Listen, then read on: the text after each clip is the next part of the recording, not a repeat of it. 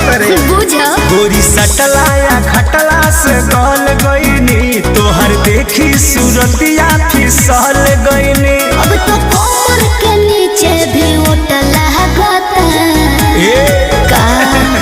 ये छोटी तहरा चोटी से चोट लगता। ये छोटी तहरा चोटी से चोट